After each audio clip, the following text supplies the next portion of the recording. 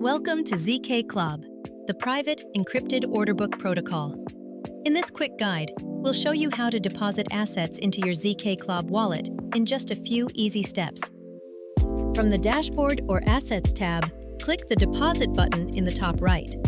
Choose the token you want to deposit, such as Ethereum or USDT. Use the search bar to filter quickly.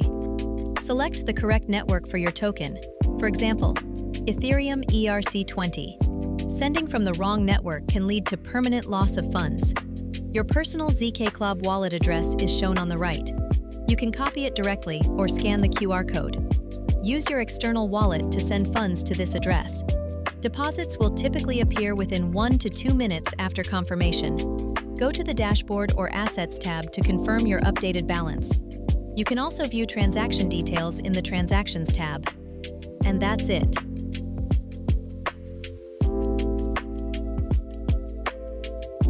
Your funds are now in zkCLOB, ready for private, zero-knowledge trading. Trade privately. Trade confidently. Welcome to zkCLOB.